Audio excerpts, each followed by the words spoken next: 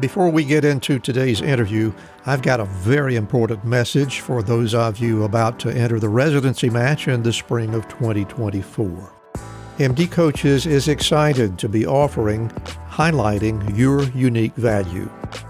This is a special 4-week group coaching experience specifically designed to help you identify and present your best self during match interviews. All participants receive 1 individual coaching session and 4 group coaching sessions. The first cohort begins Sunday, September 17 at 7 p.m. Eastern. A second cohort begins on Sunday, October 10 at 7 p.m. Eastern. Cost is $475. There is a special discount for American Society of Physician members. So get more details and register on the web at mdcoaches.store.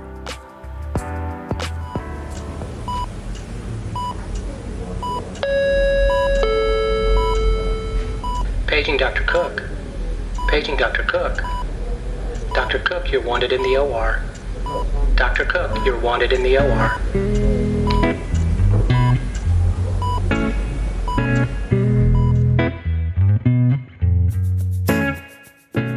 Welcome to the Prescription for Success podcast with your host, Dr. Randy Cook.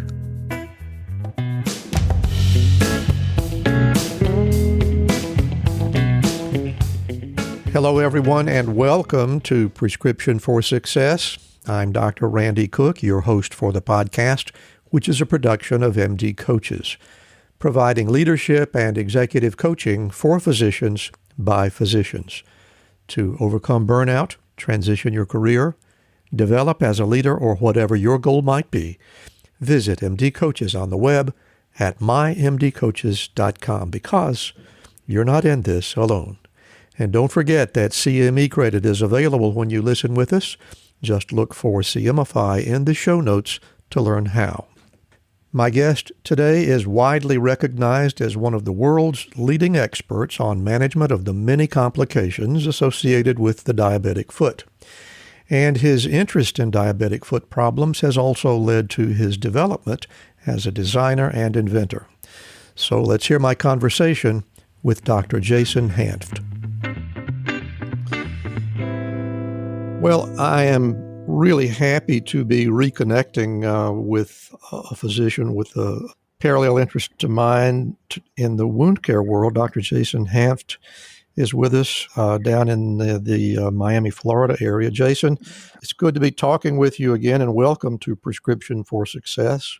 Thank you for having me, Randy. I appreciate the opportunity. You have such a fascinating career arc, and we could probably make a 3-part or a 4-part interview here if we wanted to. We'll try to be more efficient than that. But Jason, as we always do, I like to begin at the beginning, and I think your beginning has a really unusual twist to it in that, if I've heard the story correctly, you started planning your future as a podiatrist maybe in kindergarten. Am I far off on that?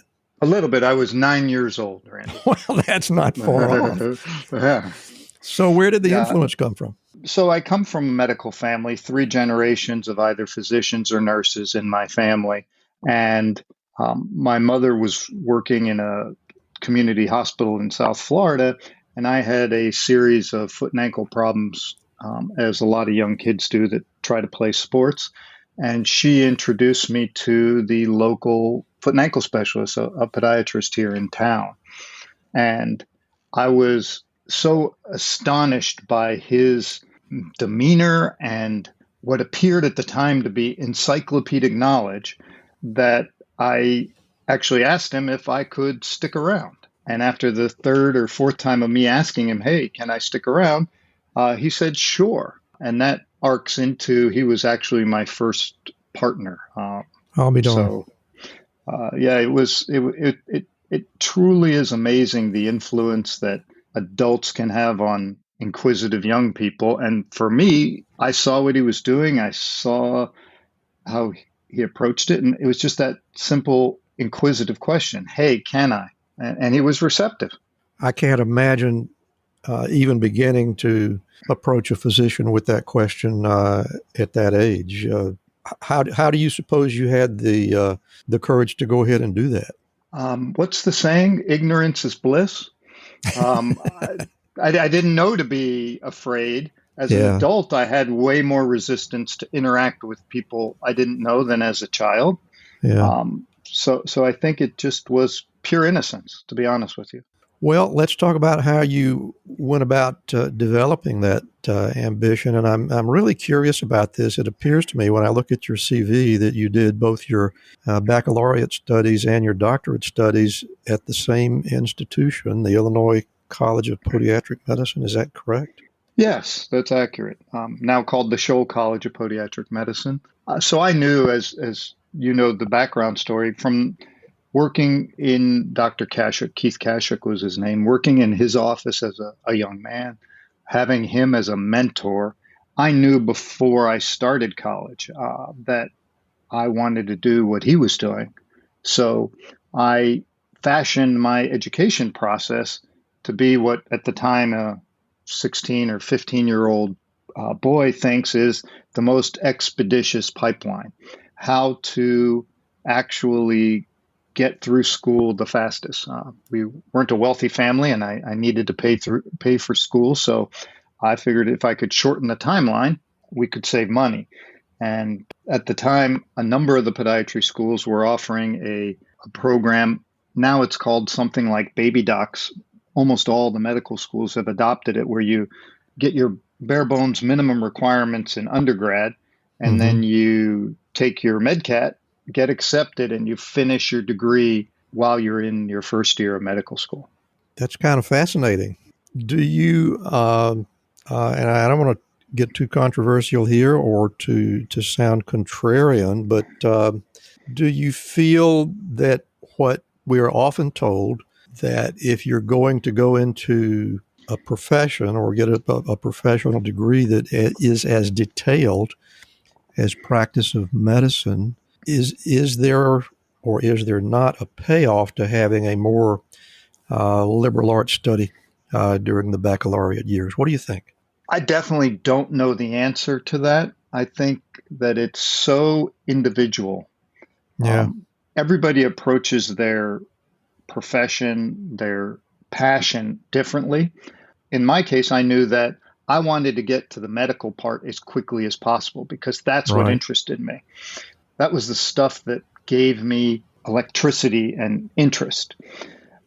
Organic chemistry and another physics class was just a stepping stone. Right. That being said, did I miss out on a lot? Were there a lot of opportunities I didn't get a chance to experience? Probably. Was I as well-rounded as other students coming into class at the same time? Absolutely not. But again, I think it's very, very individual. Everybody has different motivation. Everybody has different passion. I felt distracted by things outside the direct path. Mm-hmm. And, when I was forced, I transferred schools chasing scholarships. And when I was forced to take a women's study course, all I could think about was, this is getting one semester longer away from my goal. It Yeah. wasn't, wow, this is interesting, and how nice I'm the only man in a class of 20 people with women. But it was all I could think about at the time was, this is a delay to my end goal. Probably short-sighted, probably not the best well-rounded education, but for me it worked. Well, clearly it did. And what it says to me, Jason, is that capacity to be well-rounded, to use a really worn-out phrase, I think the well-roundedness comes from an individual's own curiosity about what's going on around them. And if you can't be engaged and fascinated by what's going on around you when you're taking care of sick people, then, how are you ever going to be well-rounded? Would you agree with that rather narrow view of things? So I not only agree with it, let me take it one step farther.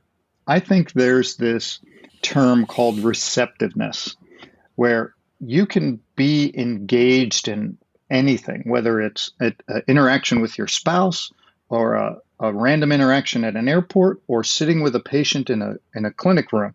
if you don't have the ability to be receptive to what's going on, you never get to that well-rounded part. Mm-hmm. And I think every person in their own time and in their own ability has different parameters by which they can be receptive. And for me, that early education part, I wasn't receptive. I was purely mission focused. Mm-hmm. Once I achieved my mission, my ability to be receptive was way more open than some of my colleagues who at the time were just trying to get by. Yeah. That's a really interesting way to look at it, and a lot of wisdom there, I think. And I thank you for sharing that with us. And then my next question was, I think the answer is fairly obvious, but I want to hear you talk about it. Once you got into that space that you'd been dreaming about for such a long time, being in and around and within the practice of podiatric medicine during your formative years, did you really feel like, man, this is it? I have hit it out of the park? I felt like a fish in water. Yeah. I don't know if it was hitting it out of the park, but the inquisitiveness of wanting to learn and being in an environment where you could learn. I'm not saying it was easy. I'm not saying I didn't struggle at times, but the environment was so conducive to someone who wanted to learn. And looking back, even with the struggles, even with all the difficulties, it's still some of the best time of my life. Yeah, I bet it was. You know, I hope that just about everybody that goes into any field of medicine feels exactly the same way. It's very exciting, those years. So let's talk about what was next for you. You did foot and ankle residency at the Larkin General Hospital. Tell us a little bit about that. So podiatry was different 40 years ago than it is today. There weren't enough multi-year surgical residencies for the number of people graduating. In fact, you could graduate podiatry school and not get a residency and not be eligible for board certification. So there was really this unworldly level of competition. I think at the time I came out, my class was 220 some people. There were 12 two-year residencies in the country. Wow. That ability to get to the next level, to be able to have more opportunity to learn and to perfect your profession was totally different in the late 80s than it is today. But again, this same, and I'll call him a mentor, Dr. Kashuk, Keith Kashuk, was instrumental in growing our profession. He helped start the Barry School of Podiatric Medicine down here in Miami, and he opened up 4 different residency programs training hundreds of students. And I was lucky enough, and again, by pure happenstance, that was the office my mother walked me into at 9 years of age. Wow. That's quite a story. No, it's important on 2 ends. Number one, those who have the opportunity to mentor shouldn't take it for granted, because you can have a massive effect on people's lives and on the world. And for those who are looking for someone to lead or help coach them, take any opportunity you can, because you never know. So Dr. Kashuk was the residency director down here when I graduated, and having worked with him for more than 15 years by that point, I rolled into that residency program. That residency program at the time, the hospital was owned by physicians, and it was run by physicians. So as a podiatrist, being integrated in a healthcare system was what I knew from the start. There were endocrinologists and vascular surgeons and general surgeons and orthopedic surgeons, every specialty you can imagine, all in this one small community hospital. So I, not only growing up, but from the day I started my training, my residency training, podiatry was just another part of how you deliver quality care.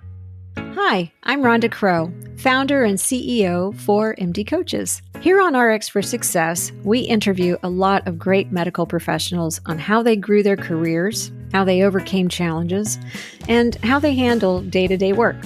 I really hope you're getting a lot of great information. But if you're looking for an answer to a specific problem, management or administration challenge, or if you're feeling just a bit burnt out, like maybe you chose the wrong career, well, then there's a faster way to get the help you need. No, it's not counseling, it's coaching. RX for Success is produced by MD Coaches, a team of physicians who have been where you are. I know you're used to going it alone, but you don't have to. Get the support you need today. Visit us at mymdcoaches.com to schedule your complimentary consultation. Again, that's mymdcoaches.com, because you're not in this alone. We'll get back to our interview in just a moment, but right now I want to tell you a little bit about Physician Outlook. If you haven't discovered this remarkable magazine, please do so very soon.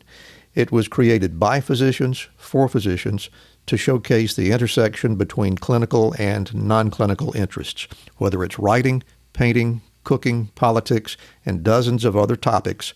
Physician Outlook gives a physician perspective. It's available online and in print.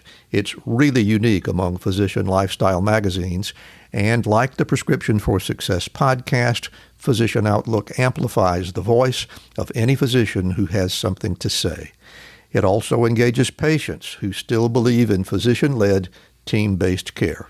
And Prescription for Success listeners can get 3 months free when you enter our promo code RX for Success and select the monthly option at checkout. That's a really great deal on this stunning publication. And now let's get back to today's interview. It sounds to me like what you're describing as the birth of podiatry as a legitimate specialty right there in South Florida, or was there another nidus here or there elsewhere in the country, or was it all in Miami? So we can't take credit for it. There was a generation before us, those that trained the Keith Kashooks of the world, and there were niduses around the country. The first program that I know of was the Kern Hospital program based out of Michigan. And that was really the first medically integrated, highly technical, true residency program in the country. That at that time, this is when the integration within the true medical system started. And there were centers in California with Josh Gerbert's group, and then the Kern Hospital in Chicago, typically around the better schools, New York, Philadelphia, and then down here in South Florida. But yeah, so the generation before me paved the way. South Florida happened to be quite lucky in that we had a number of the graduates, the first sets of graduates from those new training facilities who moved down into the same area. Mm-hmm. That is fortunate. And by the way, Alabama, UAB has a wonderful foot and ankle program with podiatry integrated in it today. They do. I'm aware of that, and became very well acquainted with that during my last decade or so of practice in chronic wound care. Those were the people that I really, really needed, and thank goodness they were there for me, because just a decade earlier that was absent. So it's nice when things work out the way things should work out. Here's some details about something that really fascinates me about your experience. I know that you spent a good bit of time at the Hansen's Disease Center in Louisiana with, of all people, the famous Dr. Paul Brand. Could you tell us how you got connected with that experience and some of the details of what that was like? For sure. So this actually started before my residency program. I was in the clinics in Chicago with a clinician named Irving Picture. And on my first day in clinic as a second-year student, we saw a gentleman with a diabetic foot ulcer on his big toe. And Irv was way ahead of the curve. He had already read some of Paul Brand's articles, and he was in 1983 or 4 was using contact casting. But it wasn't practical in the clinical setting at the school. So this gentleman that I saw in my second year actually came to my podiatry school graduation still with a wound on his big toe. So prior to graduation, I sat with Irv and said, we're doing something wrong here. We can't have a chronic wound for as long as it takes to get a medical degree. There's something we're missing. And he said, why don't you call Paul Brand? And I said, okay. And again, here comes this. I don't know if it was ego or lack thereof, but I literally called the Carville Hansen Center, and his wife picked up the phone. And I told her my story and who I was and where I was, and she put him on the phone. So just like that, here I am talking to a world leader in his field. And I told him what was going on and what my area of interest was. And he says, well, when you have a little bit more training, let's schedule you to come work with us in Louisiana. So, and I really want to hear some details about that, but it occurs to me that there is a good chance that some of our audience may have never heard of Paul Brand. You want to talk just a little bit about what a giant he was in this area of expertise? So Dr. Brand was the absolute leader in not only the thought process, but the clinical functionality of how to treat wounds in limbs that were insensitive, whether they were caused by leprosy or caused by diabetes or neuropathy of any other type. Paul studied in India. He wrote litanies of scientific articles before wound care even knew what scientific research was. He has 2 books published, including one that if anybody who's treating patients with neuropathy should read is The Gift of Pain. Was he actually one of the ones that established the fact that the target of the infectious agent of leprosy was actually nerve tissue and not skin, or was that someone else? I don't believe he was one on the infectious side, but I believe he was for sure the lead scientist on the cause of wounds and loss of tissue and limbs in leprosy being repetitive microtrauma, as opposed to some vapors or theoretical. That's really how far back we're going, right? That there was something wrong with these people spiritually, so they lost parts of their body. No, Paul did all the animal research on that as well. And then when he started to see confluence with peripheral neuropathy and diabetics and patients with leprosy, did particular studies on diabetic mice in his own lab under his own research out of his own pocket to develop the theories we now consider to be the pillars of wound healing, right? Total contact. The more surface area you occupy, the less pressure is in any one point. And if anyone doesn't believe Dr. Brand's influence was large, try to think about the last time a decubitus or pressure injury was treated with a donut. Yeah. Well, before Dr. Brand came along, donuts were the treatment of choice because nobody identified that by creating a circular aperture, you actually increase pressure in certain areas as opposed to total contact. Yeah, he was the absolute bleeding cutting edge of wound care and scientific research. And sort of inadvertently led us into much of what we know about dealing with complications of diabetes. But again, I apologize for wandering into the science. I'd like to hear you talk a little bit about your experience there. What was he like? What was your experience like? How'd you like living in South Louisiana? So the actual fellowship occurred after my residency program. So I had already been surgically trained and was a licensed doctor. But Paul and his facility and I stayed in touch. And in fact, we did some cross communicating and research looking at some different infective agents and some treatments. We actually wrote a paper together on prophylactic antibiotic therapy for foot surgery in neuropathic patients. But Paul had always been open and eager to discuss anything about what he was doing with people who showed a passion for it. And that doesn't just come from me. Everybody I've talked to who knew Paul and interacted with him and his wife, he was just a true mentor. If you had any level of interest, he would find a way to make it happen. Honestly, I don't know how he had time in the day to do it, but I don't know anyone that was turned down by Paul. He was welcoming and familiar. He was exquisitely unforgiving once you started working with him. But it wasn't because he was a mean person. It was because he wanted the science to advance and expected excellence. My experience in Carville itself was otherworldly.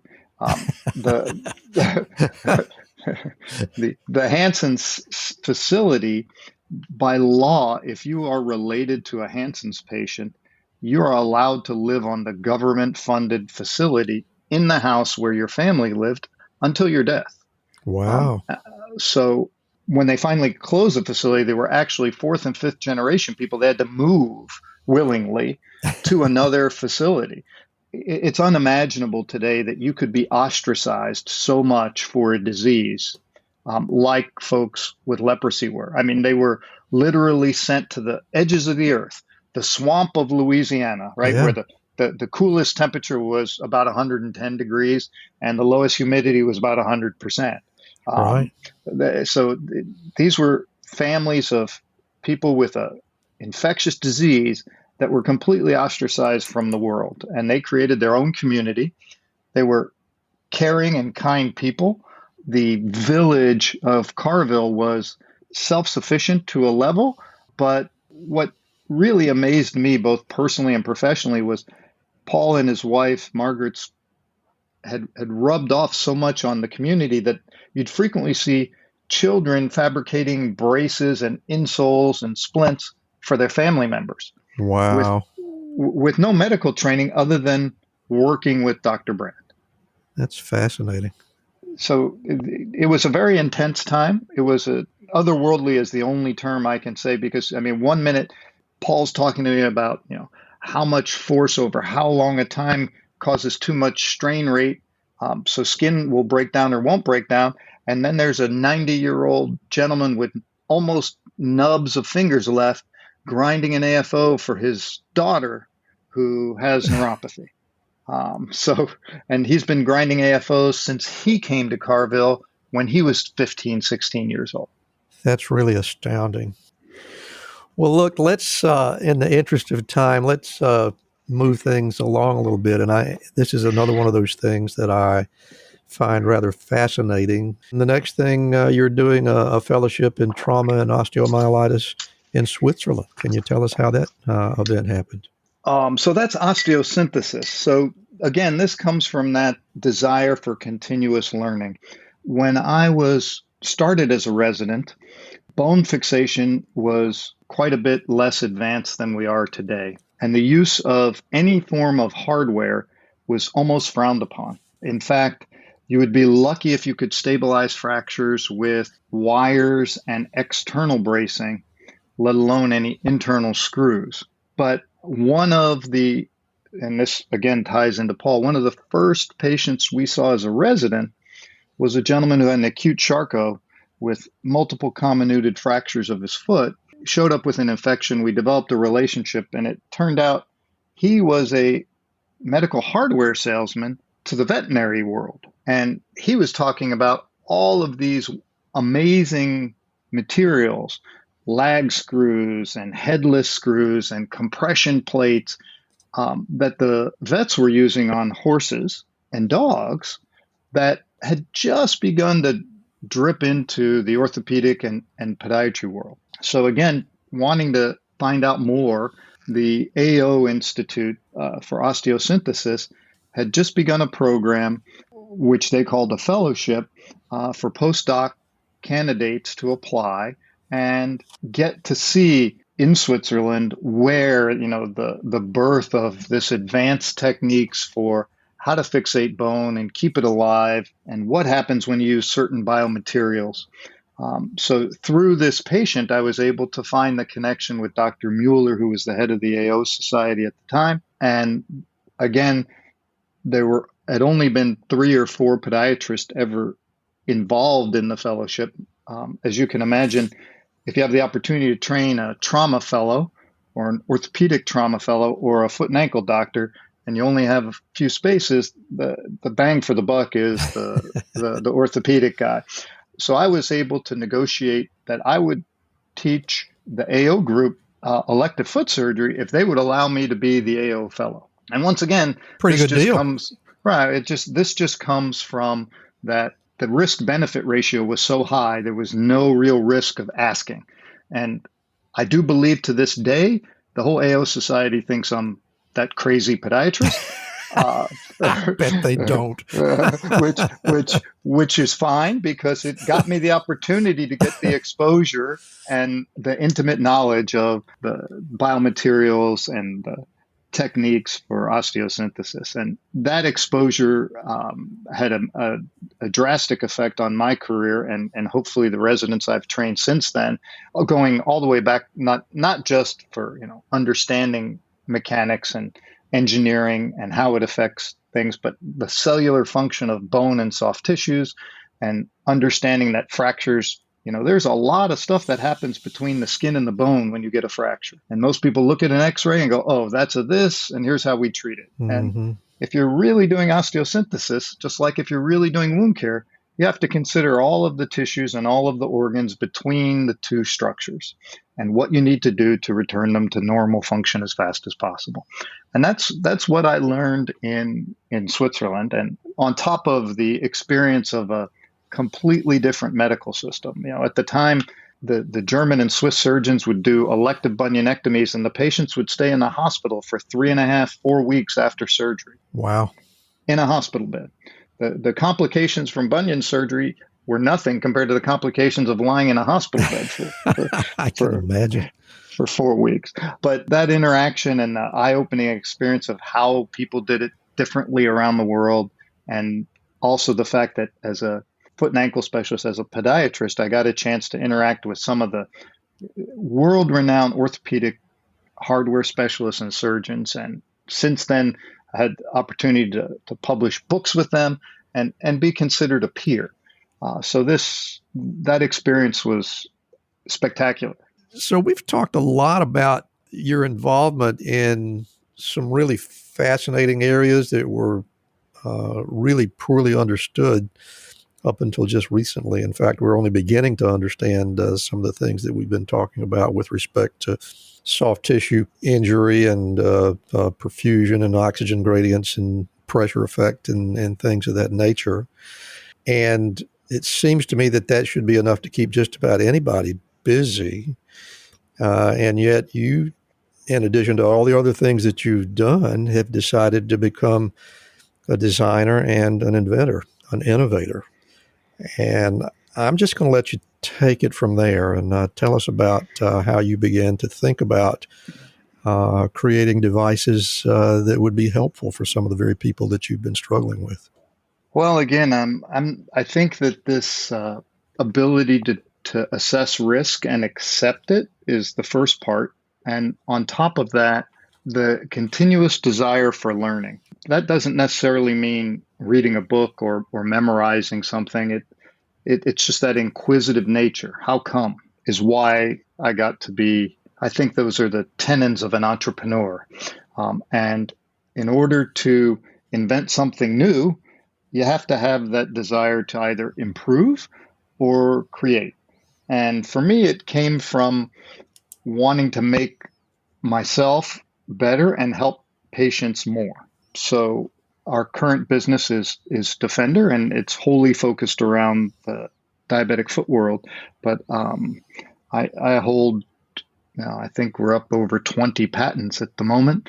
And to be a really good surgeon, you have to have this tolerance for risk, right? You can't go into the operating room and be worried about all the possible things that could go wrong.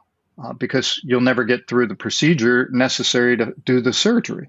So I think surgeons specifically, and physicians even so, who have an inquisitive mind, because in order to figure out what's wrong with a patient, you have to ask a lot of questions.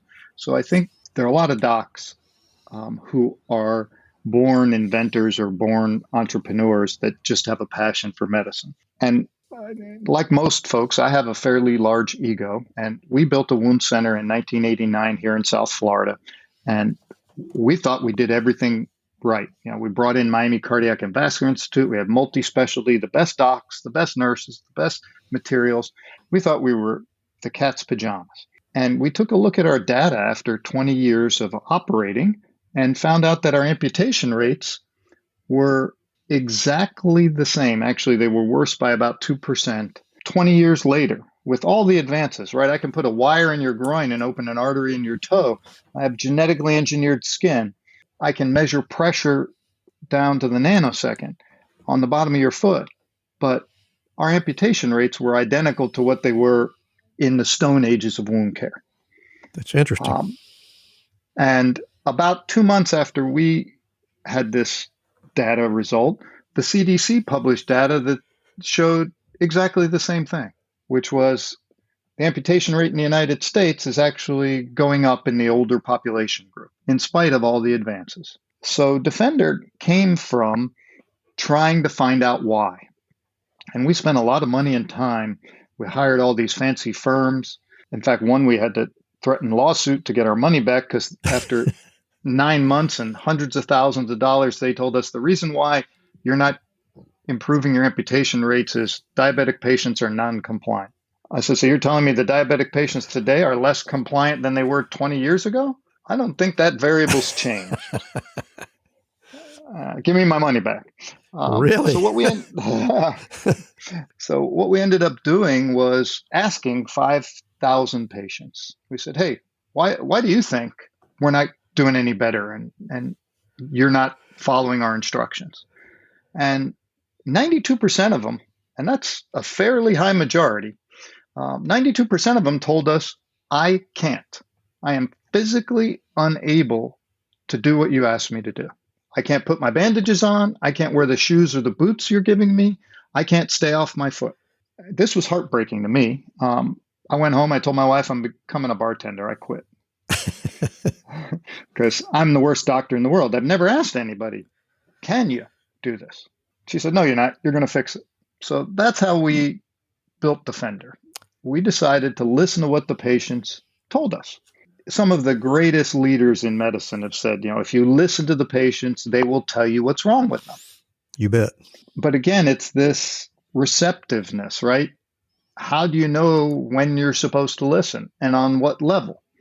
And sometimes it just has to hit you in the head for 20 years and you have to fail for a long time before you find a pathway forward. If people don't believe me about this, the patients told us 92% said, I can't. 88% said, if someone helps me, the things you're giving me to use have a social stigma with them. So I can't use them. I go to work and they treat me less whole. I'm not treated like a normal person because of what you're giving me. It looks like I have a medical condition. And again, I'd never imagined if someone told me, look, I'm going to cut your leg off or you have to wear this boot, I wouldn't wear the boot. To me, that's just not a discussion as to what the boot looks like. I want to keep my leg. Well, evidently for 80+% of the patients out there, that has a lot of meaning, more so meaning than you threatening to take their leg off. You bet. And if you don't believe me, the people listening to this and in your audience, I'd ask them how many of them still have BlackBerries. And if you want to understand how much design affects our decision making, the iPhone's a perfect example. There wasn't a whole lot of functional difference in the beginning between an iPhone and a BlackBerry. It was just consumer driven. It was designed to be more acceptable from a consumer standpoint. Mm-hmm. And medicine is one of the few fields that is slow to catch on that our patients are a consumer. It's very important if you wish to engage them in the care, that the products we make for them not only work, not only are biomechanically sound, not only make medical sense, but also satisfy their needs. Another thing that stands out to me on that is, we had been asking the same question for a long time. We had been coming up with therapies and following the course of ulcer healing. And then when the ulcer healed, we declared it over, and then we shut the book on that. So I'm talking about the way that we actually compile and pay attention to the data. And what you've just pointed out to me is that the big error there is that nobody was, once the ulcer healed, nobody looked at that patient again until they came in with another ulcer. We didn't cure the disease. David Precisely. Armstrong calls it recidivism, which, and that even brings up, Randy, the question is, once the epithelium is closed, is the wound healed? And Well, I there's think we know data the answer to available that now. now. Yeah. There's data available now that says not only is it not healed, but in certain environments, there's 80 some percent chance the moment they start walking on it, it's going to reopen. And I think the patients had been telling us that all along. It's just that we weren't getting the message because of where we drew the end point until a guy like you Again, came along. someone being receptive enough, like the group out in California or the folks up in San Francisco, to say, hey, we need to listen differently. Yeah. That's what we're trying to do with Defender. We're trying to make products that are easy to use, are socially acceptable from an aesthetic standpoint, and use modern engineering, science, material science to protect feet and heal wounds while still allowing people to go to work and drive a car. Well, now there's a radical new idea. It doesn't necessarily have to be the biochemists and the pathologists that give us the ideas on how to take care of patients. Maybe we should ask the people that actually design the things that we encounter in day-to-day life, right? Well, and that's what we did at Defender was we hired a designer, Michael DiTullo, who was he worked at Nike and ran Converse and was a designer for footwear, but he is also an industrial designer. I'm sure in your house, you have something he designed. I mean, things like a Vitamix blender or Bose earpods. He's a true industrial designer. Well, bringing an industrial designer into a medical device company, once again, and I love that when this happens, the folks in our company said, why would you do that? Hire an engineer. Said, people in your own company, right? Right. I said, hire an engineer. He gets the same thing done. I said, well, but the patients are telling us their utilization depends on how it looks. We know the engineering. We know the math and the mechanics. Let's have someone who knows how people make decisions. And if you don't think design affects your decisions, take a look at the car you drive. Take a look at the shirt you put on this morning. Everything we do is affected by design. So true, so true. So this has been a very successful product for you, Foot Defender. I guess it was aimed primarily at healing and maintaining healing in diabetic foot ulcers. And does it have other applications, or is that pretty much it? So yeah, it's focused on that area. Number one, it's our passion as a company. Number two, the risks are fairly large if you don't heal these wounds, right? You know, the incidence of infection and amputation is through the roof. So, yep.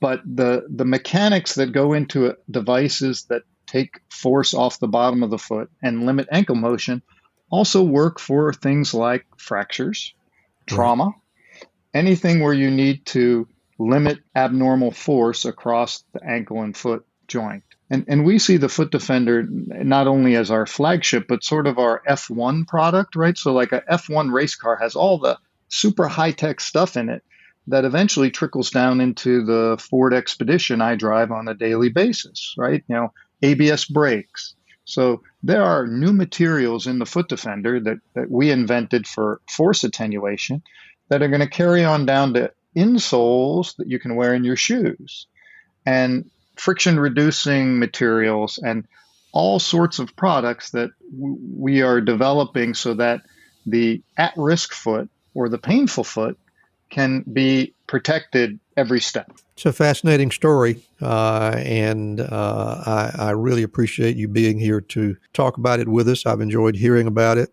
There are so many other details, and I will mention to our audience that Dr. Hanft can be found on YouTube and lots of other places talking about this topic if you want to chase it down some. But my goodness, what a fascinating story, and I really am grateful that you took the time to come and speak with us today, Jason. That said, at this point, what I think I'd like to do is what we always come here for, and that is to give you an opportunity to speak to the audience on your own and keep me out of the picture. So, audience, I'm going to close my mic at this point, and Dr. Jason Hanft is going to share his personal prescriptions for success.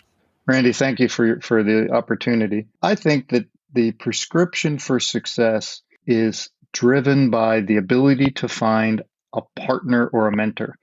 If you can find someone who has done what you want to do it makes your path much easier, and it gives you the opportunity to think outside the box. So either a coach or a mentor in your space. Second to that, the desire for continuous learning. Even at my age, I am constantly excited by learning new things and experiencing new opportunities. We frequently get so focused on being technicians or specialists that we close ourselves off to stimulation and important things in the world around us. So continuous learning would be number two.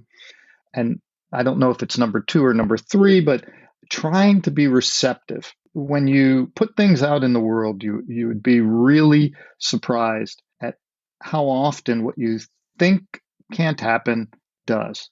I watch my kids and I watch other people's kids, and until they're teenagers, they are willing to try just about anything, and they are willing to listen to just about anything. So this sort of receptiveness of a child, if you can focus your thoughts and allow yourself to be open to what's around you, you can frequently create really unique and interesting things. I also think that in order to be truly uniquely successful, you have to understand your personal risk tolerance.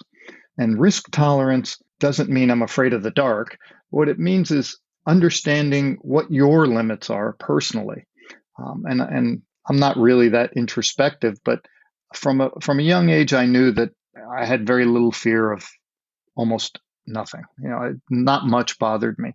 And I think as we age and we get more conservative with our tolerance of risk, and being able to analyze what real risk is. Well, I don't want to do that because I could lose money. Really? If you're a quality person doing quality work, by making a small change, are you going to lose money, or are you just going to find another avenue with which to generate money? So this tolerance of risk with continuous learning and receptiveness, I think, are the true stepping stones to success. And the one thing that everyone I've been lucky enough to have as a mentor, and it's whether it was Paul Brand or Keith Kashuk or Irving Picture or some of my newer mentors like Richard Maxwell, who was able to take human antibiotics and use them in the arbor world to save trees and feed people, is be passionate. Find an avenue that truly gives you energy and excitement. And if you're not truly excited about it, move on. Find another thing that gives you passion. And that combination should be a fairly accurate prescription for success. Well, Jason, I want to thank you very much for being with us and sharing your conversation with us and also sharing your prescriptions. There's a lot of wisdom there. And before we say goodbye to you, Jason, I want to give you an opportunity to tell our audience where they might be able to find you or look for you, whether it be email addresses, websites, or whatever you have to share. So you can find the Defender story at footdefender.com. You can find me on LinkedIn under my name, Jason Hanft, Hanft, or you can also email me at jhanft@defenderops.com. Dr. Jason Hanft, it's been just a terrific pleasure speaking with you today. Thank you so much for being on Prescription for Success. Thank you, Randy, for the opportunity. I enjoyed this. Thank you so much for listening today. If you enjoyed the show, you can help us reach more listeners by leaving a rating and a review, especially on Spotify or Apple Podcasts. And if your app doesn't have that option, please leave us an email or a voicemail through SpeakPipe at www.rxforsuccesspodcast.com. You can also help by becoming a Patreon member. That link is in the show notes. And we hope you'll also follow our companion podcast, Life-Changing Moments with Dr. Dale Waxman. Special thanks to our producer, Craig Clausen, our promotions manager, Mariana Rodabaugh, and to Ryan Jones, who created and performs our theme music. And remember, be sure to fill your prescription for success with my next episode.